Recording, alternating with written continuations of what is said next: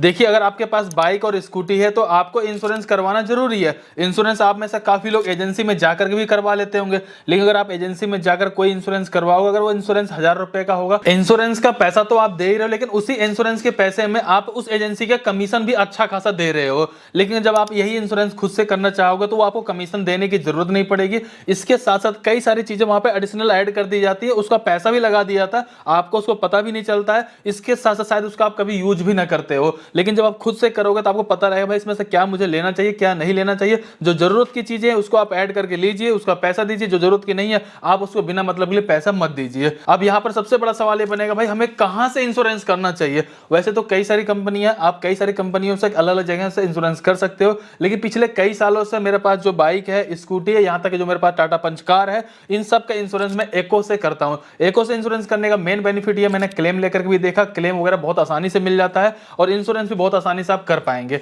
करने का जो तरीका है चलिए मैं आपको बता देता हूं। अभी जो मैं आपको प्रोसेस बताने वाला हूं वो बाइक और स्कूटी के लिए बताने वाला हूं। आप इसी तरीके से कार का भी कर पाओगे। कार और स्कूटी बाइक के लिए मैंने दोनों का लिंक डिस्क्रिप्शन में डाल दूंगा। अगर आपके पास कार होगा तो अपनी कार का इंश्योरेंस कर लीजिएगा, बाइक स्कूटी है तो बाइक स्कूटी का आप इंश्योरेंस करिएगा। इंश्योरेंस करने का डायरेक्ट लिंक आपको डिस्क्रिप्शन में मिल जाएगा। जैसे आप उस पर क्लिक करेंगे आप इस पेज पे आ जाएंगे। यहाँ पर मैं आपको स्टेप बाय स्टेप सारी जानकारी शेयर करूंगा, आपको कहां पे क्या चीजें फिलअप करनी है और आईडीबी वैल्यू वगैरह भी सेट करने का पूरा सही तरीका बता दूंगा, ताकि आपसे कहीं पर कोई मिस्टेक ना हो। यहाँ पर आने के बाद आपको अपने बाइक का नंबर यहाँ पे एंटर कर देना है। बाय द वे, अगर आप एजेंसी पे जाते हो बिल्कुल नई बाइक लेते हो तो उस समय अगर आप वहां पे इंश्योरेंस लोगे, इंश्योरेंस काफी ज्यादा महंगा भी पड़ सकता है, लेकिन अगर आप चाहो तो बिल्कुल नई बाइक का भी इंश्योरेंस वहां पे बैठे बैठे भी कर सकते हो। बाइक आप ले लेंगे, इंश्योरेंस आप बोल दी मैं अपने आप खुद से कर लूंगा, बाहर से करवा सकता हूं। देखिए यहाँ पर आपको एक ऑप्शन मिल जाएगा न्यू बाइक इंश्योरेंस करने का। सिंपल उस पर क्लिक कर देंगे तो यहाँ पर अपना मॉडल सेलेक्ट कर लेंगे, कौन सी बाइक है, कौन सा मॉडल है, चेसिस नंबर को डालते हुए आप चाहें तो अपने बाइक का इंश्योरेंस कर सकते हैं। फिलहाल मेरी बाइक तो काफी पुरानी है, अब मैं उसका इंश्योरेंस रिन्यू करने वाला हूं, तो उसके लिए मैं सिंपल अपने बाइक का नंबर यहाँ पे एंटर कर दूंगा। इसके जस्ट बाद देखेंगे आपके बाइक की डिटेल आपको यहाँ पे देखने को मिल जाएगी। जैसे कि मेरे यहाँ पे हीरो HF डीलक्स बाइक है, वो आपको यहाँ पे देखने को मिल जाएगा, कौन सा मॉडल आपको वो भी यहाँ पे देखने को मिल जाएगा। इसके जस्ट बाद देखेंगे यहाँ पर आपको आईडीबी वैल्यू सेट करने के लिए ऑप्शन भी दिया जाता है, यानी कि अपने अकॉर्डिंग आप चाहें तो इसको कम या ज्यादा कर सकते हैं। जितना कम करेंगे प्रीमियम कम रहेगा, जितना ज्यादा करेंगे प्रीमियम ज्यादा हो जाएगा। सबसे बेस्ट ऑप्शन ये होता है कि आप इसको मिड में रखें। एक चीज ये है, दूसरी बात ये कि अपने प्रीवियस वाले आप इंश्योरेंस को चेकआउट कर लीजिए, उससे आपको थोड़ा सा कम ही रखना चाहिए, फिर कम होना ही चाहिए, क्योंकि हमेशा क्या है, बाइक हो या फिर कोई भी आपकी गाड़ी होगी, कम से कम 10% उसकी वैल्यू तो डाउन होनी ही होनी है, क्योंकि पुरानी होती चली जाती है। तो फिलहाल मैंने अपने हिसाब से यहाँ पे इसको सेट कर लेना है। इसके जस्ट बाद सिंपल से आपको कंटिन्यू पे क्लिक कर देंगे। अब आपसे यहाँ पे पूछा था कि भाई अगर आप यहाँ पे जो भी इंश्योरेंस लेने वाले हो वो 1 साल के लिए लेने वाले हो, 2 साल के लिए लेने वाले हो, फिर 3 साल के लिए लेने वाले हो, जितना ज्यादा समय के लिए लोगे हो सकता है उसमें आपको 50-100 रुपए का बेनिफिट भी देखने को मिल जाए, लेकिन आपको अपने बजट के अकॉर्डिंग चॉइस कर लेना है कि आप इस इंश्योरेंस को कितने समय तक के लिए लेने वाले हैं। अभी आप देखेंगे यहाँ पर मेरे को 2 प्लान दिखाए जा रहे हैं, जो कि देखेंगे सबसे पहला प्लान है जो कि कंप्रेसिव प्लान है, जिसको मैंने पहले भी लिया हुआ है। इसके अलावा आप यहाँ पे देखें मुझे थर्ड पार्टी प्लान का भी ऑप्शन दिया जा रहा है। अगर मुझे सिर्फ पुलिस से बचना है, बाइक से कोई लेना देना नहीं है, तो उस कंडीशन में थर्ड पार्टी के साथ जाऊंगा, नहीं तो मेरे पास सबसे बेस्ट ऑप्शन रहेगा कंप्रेसिव प्लान का। भले इसमें थोड़े से पैसे ज्यादा लगेंगे, जैसा आप यहाँ पे देख रहे हो 845 रुपए दिखाया जा रहा है, यहाँ पे 714 रुपए दिखाया जा रहा है, लेकिन इसमें आपको बेनिफिट ज्यादा देखने को मिल जाते हैं। जब आप इस वाले प्लान को लोगे इसमें थर्ड पार्टी ऑटोमेटिक इंक्लूड आ जाता है। सो यहाँ पर मैं कंप्रेसिव प्लान को लेने वाला हूँ, लेकिन आपको एक बार डिटेल में एक्सप्लेन कर देता हूँ इसमें आपको क्या क्या बेनिफिट देखने को मिलता है, ताकि आप डिसाइड कर पाए आपको कौन से प्लान के साथ जाना चाहिए। फिलहाल सिंपल से मोर डिटेल पर हम क्लिक कर देंगे। आप यहाँ पे देखेंगे इसमें देखें तो सबसे पहले चीज कवर होती है वो होता है एक्सीडेंटल, यानी कि अगर आपके बाइक से कोई भी एक्सीडेंट होता है, फिर आपके बाइक में ज्यादा नुकसान होता है, उसे रिपेयर करना है, रिप्लेसमेंट करना है या डैमेज का जो भी चीजें रहेंगी वो सारी चीजें आपको यहाँ पे कवर होती हुई देखने को मिल जाएंगी। और वहीं पर किसी भी तरीके से अगर आपके बाइक में अगर आग वगैरह लग जाए तो वो भी कवर हो जाता है। इसके अलावा देखें यहाँ पे थेफ्ट का भी ऑप्शन दिया गया, यानी कि अगर आपके बाइक चोरी भी हो जाती है उस केस में भी आप यहाँ पे क्लेम करके अपने आईडीबी वैल्यू तक के लिए क्लेम कर पाएंगे। अगर भूकंप वगैरह भी आता है और कोई नुकसान होता है तो उसके लिए भी आप यहाँ पे क्लेम कर पाएंगे। इसके अलावा थर्ड पार्टी इंजरी देती है, यानी कि अगर आपके बाइक से किसी को नुकसान होता है, मतलब उसका कोई भी सामान है या फिर कोई भी प्रॉपर्टी है या फिर उसके बाइक स्कूटी कुछ भी है, अगर उसमें नुकसान होगा वो भी आपको यहाँ पे कवर देखने को मिल जाएगा। बाय द वे अगर आपकी वजह से किसी की डेथ हो जाती है वो भी आपको यहाँ पे कवर देखने को मिल जाता है। इसके अलावा क्या क्या चीजें कवर नहीं होती चलिए मैं आपको भी क्लियर कर देता हूँ। देखिए यहाँ पे सबसे पहली चीज ये है कि अगर आपके बाइक का टायर ट्यूब फट चुका है या इंजन में ऐसी कोई प्रॉब्लम आ गई, वो चीजें नहीं कवर होंगी, ध्यान रखिएगा। इसके अलावा अगर आपने इलीगल ड्राइविंग की, जैसे मान लीजिए अगर आप यहाँ पे पी करके अपना गाड़ी चला रहे हो या ट्रैफिक रूल को फॉलो नहीं कर रहे हो, आप सोचो नहीं जी यहाँ पे चलान भी यहाँ पे इंश्योरेंस भरेगा, तो ऐसा नहीं होगा। सिर्फ 2 चीजें यहाँ पे कवर नहीं होती हैं। इसके बाद सिंपल से मैं ओके पे क्लिक कर देता हूं। अगर थर्ड पार्टी पे क्लिक करेंगे तो यहाँ पे सिर्फ देखेंगे भाई थर्ड पार्टी के लिए सारा कुछ है, आपका यहाँ पे कुछ भी नहीं, आपके बाइक के लिए यहाँ पे कुछ भी नहीं मिलता है। तो फिलहाल मैं क्या करूंगा, यहाँ पे सिंपल सी बात है, मैं कंप्रेसिव प्लान के साथ जाना चाहूंगा। मैंने यहाँ पे इस पे क्लिक कर दिया है।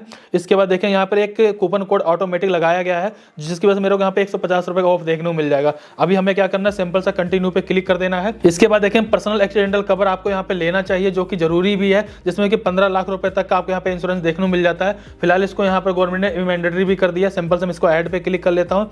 इसके बाद देखेंगे कई सारी चीजें आपको और भी देखने को मिल जाएंगी जिनकी मुझे लगता है कि आपको जरूरत नहीं पड़ेगी, तो और सबको आप यहाँ पे छोड़ सकते हो। जबकि आप यही इंश्योरेंस अगर आप किसी एजेंसी से या किसी थर्ड पार्टी से लेने वाले हो, वो बेफालतू की चीजें यहाँ पर ऐड कर देते हैं ताकि ज्यादा अमाउंट बन जाएगा, ज्यादा अमाउंट बनेगा, ज्यादा कमीशन बनेगा। फिलहाल सिंपल से मैं यहाँ पे कंटिन्यू पे क्लिक कर दूंगा। कंटिन्यू पे क्लिक करने के बाद सबसे पहले यहाँ पर आपको अपना फुल नेम एंटर कर देना है, ईमेल आईडी डाल देंगे, मोबाइल नंबर डालेंगे, पिन कोड डालेंगे, जीएसटी नंबर है जीएसटी नंबर डाल देंगे। इसके बाद सिंपल सा कंटिन्यू पे क्लिक कर देंगे। इसके बाद आपने जो भी मोबाइल नंबर यहाँ पे एंटर किया है उस मोबाइल नंबर पे एक ओटीपी आएगा, ओटीपी डाल के सिंपल से वेरीफाई पे क्लिक कर देंगे। इसके बाद देखेंगे कि यहाँ पर आपको सारी डिटेल देखने को मिल जाएगी, जैसे कि बाइक का नंबर, बाइक का model, registration year, ensure value भी देखने को मिल जाएगी, पॉलिसी कब स्टार्ट होगी आपको वो भी देखने को मिल जाएगा, प्लान कितने समय तक के लिए और कौन सा प्लान लिया आपको वो भी देखने को मिल जाएगा। सबसे मुद्दे वाली बात यह है कि अभी आप यहाँ पे देख पा रहे हो जो यहाँ पर मेरे को पेमेंट देना है वो 1411 रुपए देना, जो कि मुझे भी लग रहा है ये ज्यादा है। अब ज्यादा क्यों हो गया है चलिए वो भी बताऊंगा। इसके अलावा आपको लगता है यहाँ पे कुछ भी आपसे गलती हो रही है, कुछ चीजें सही करने की जरूरत है, सिंपल आपको यहाँ पे एडिट पे क्लिक कर देना है। अभी देखेंगे वहां पे 1411 रुपए देना था, हो क्यों रहा मैं आपको बता देता हूँ।